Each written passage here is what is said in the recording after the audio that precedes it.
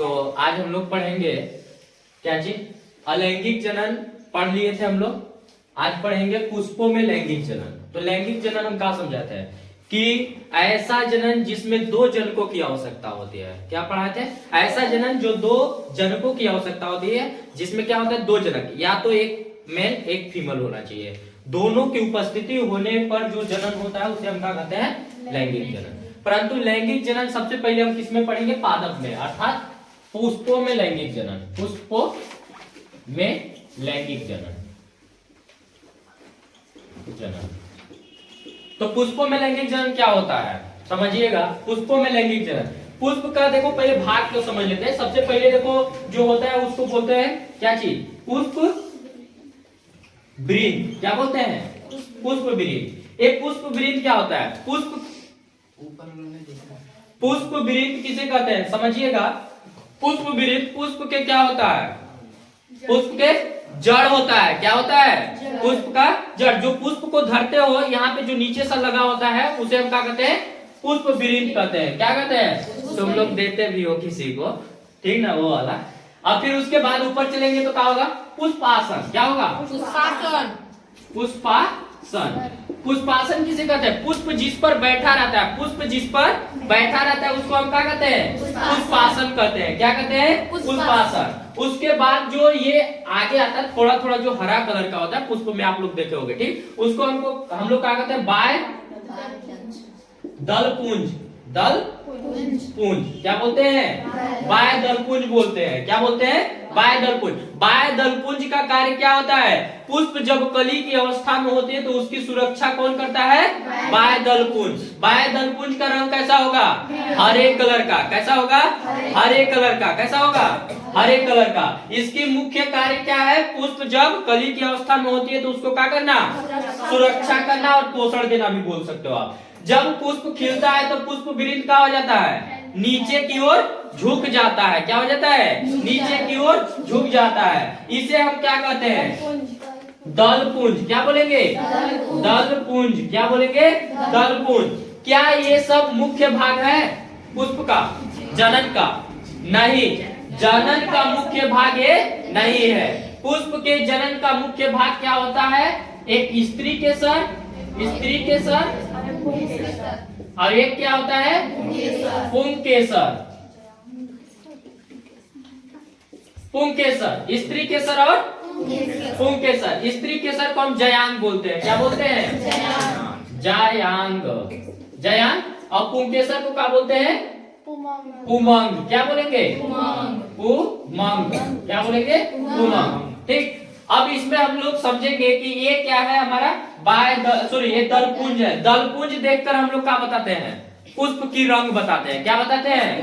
पुष्प की रंग बताते हैं। क्या आप फूल को देखकर या उसके बाय दलपुंज को देखकर फूल को बताते हो कि कैसा फूल है? दलपुंज का काम सिर्फ ये है कि वो किसी चीज को, कीट पतंगों को अपनी ओर आकर्षित करना। रात में खिलने वाला पुष्प कैसे कलर के होंगे?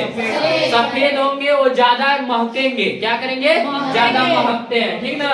ठीक उसी प्रकार से अंधेरा में कितनों कोई श्रृंगार कर ले दिखेगा नहीं। इसलिए सेंट मार के कहीं पे चल जाओ अंधेरा में, लोग जान जाएगा कि तुम हो, ठीक ना। तो रात में खिलने वाला पुष्प ज्यादा सुगंधित होते हैं, जबकि दिन में खिलने वाला पुष्प ज्यादा सुगंधित नहीं होते, बस दिखावा पर ज्यादा वो रहते हैं, ठीक ना। यानी ये रंग बिरंगा होगा। कैसा होगा? रंग बिरंगा। रात में खिलने वाला फूल कौन कौन है? रजनीगंधा, रात रानी, ये सब फूल जो है क्या करेंगे? इनकी ज्यादातर उपयोग कहाँ पे किया जाता है? सेंट बनाने के लिए। क्या किया जाता है? सेंट, अर्थात इत्र। उत्तर जानते हो ना? इत्र। इत्र बनाने के लिए उनका प्रयोग किया जाता है। अब हम लोग समझेंगे स्त्री केसर का भाग। स्त्री केसर, स्त्री केसर या इसको बोलते हैं जयांग। जयांग का भाग। तो देखो जयांग कैसा होता है? इस तरह का भाग होता है। क्या होता है? पुष्प के इस तरह के भाग कौन सा कहते हैं? जयांग या स्त्री केसर कहते हैं। क्या कहते हैं? इसके भाग कौन होता है? ऊपर वाला भाग को हम लोग बोलते हैं वर्तिकाग्र। क्या बोलेंगे? वर्तिकाग्र। क्या बोलेंगे? वर्तिकाग्र। इसको क्या बोलेंगे? वर्तिका। क्या बोलेंगे? और उसके नीचे अंडाशय। क्या होगा? अंडाशय। क्या कहलाएगा? अंडाशय। वर्तिकाग्र पर एक चिपचिपा पदार्थ होता है। क्या होता है? चिपचिपा पदार्थ होता है। आप फूल को लेना, उसको थोड़ा सा मैसना, उसमें आपको मिल जाएगा चिपचिपा पदार्थ। इस चिपचिपा का पदार्थ का एक ही काम होता है, परागकण को अंडाशय तक लेकर जाने ना। इसका काम क्या होता है? परागकण को अंडाशय तक पहुंचाना काम होता है। ठीक, अब जानेंगे कि पुमंग पुमंग पुमंग का क्या होता है। पुमंग देखो, ये वाला पुमंग कहलाता है, ठीक ना। कई पुष्पों में इस तरह से निकला होता है, बाकी इसमें क्या है, गुड़हल का पुष्प है, इसमें यहाँ पे निकला हुआ होता है। ठीक, पुमंग में कितने भाग होते हैं देखो। पुमंग इस तरह से बना रहेगा। पुमंग का कितना भाग? ये वाला भाग कहलाएगा पराग कोश। क्या कहलाएगा? पराग कोश। क्या कहलाएगा? पराग कोश के अंदर जो छोटा छोटा कण रहेगा, पराग कण, क्या कहलाएगा? इसको क्या कहेंगे? तंतु। क्या कहेंगे? तंतु। क्या कहेंगे? तंतु। इसको इंग्लिश में फिलामेंट कहते हैं। क्या कहते हैं? फिलामेंट। अब हम लोग समझेंगे परागण क्या होता है। इन लोग में होता है पोलिनाइजेशन। इंग्लिश में क्या बोलते हैं? पोलिनाइजेशन, ठीक ना। यानी परागण। परागण किसे कहते हैं समझिएगा। देखो, ये इसमें क्या बना है? परागकण है ना। क्या है? परागकण। परागण किसे कहेंगे? परागकण को वर्तिकाग्र पर, परागकण को वर्तिकाग्र पर जाने की क्रिया क्या कहलाता है? परागकण को वर्तिकाग्र पर जाने की क्रिया परागण कहलाता है। परागण कितने प्रकार के होते हैं? कौन कौन? एक सेल्फ पोलिनाइजेशन यानी स्व परागण, परागण, स्व परागण, और एक क्या होता है? पर परागण। क्या होता है? पर परागण। पर परागण। स्व परागण किसे कहेंगे?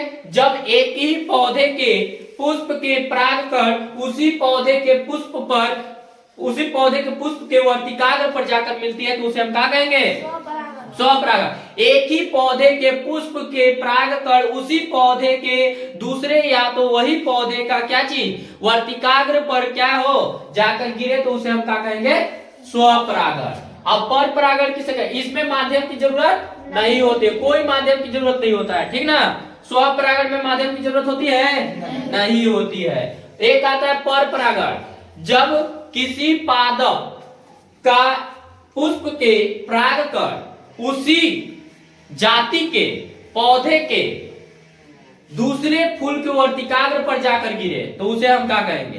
पर परागण। जैसे सपोज दैट, समझिएगा, एक वो यहाँ पे पौधा है, उसका फूल है, एक वो यहाँ पर पौधा है, दो पौधा है, इसका क्या चीज परागकण निकलकर इसके वर्तिकाग्र पर जाकर गिरा तो क्या कहलाएगा?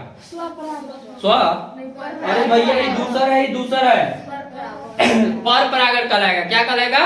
पर परागण। इसमें माध्यम की जरूरत होगा। माध्यम कौन कौन होगा? कीट, पतंग, पक्षी, तितली, मधुमक्खी, वायु, पानी आदि की जरूरत होती है पर परागण में। किसकी जरूरत होती है पर परागण में?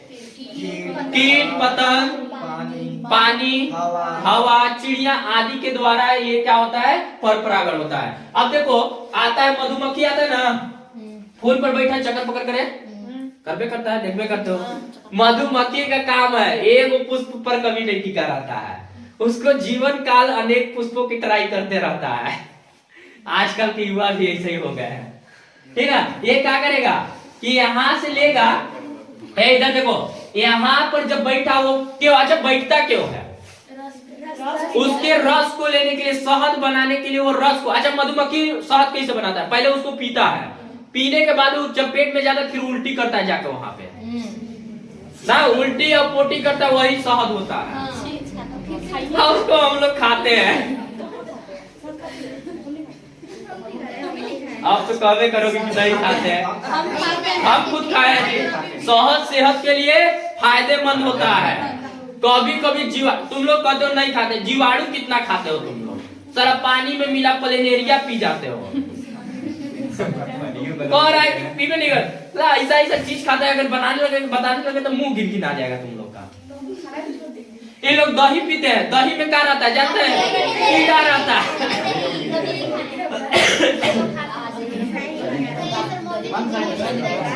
हाँ, महुली की जिलेबी से तो अच्छा है सब।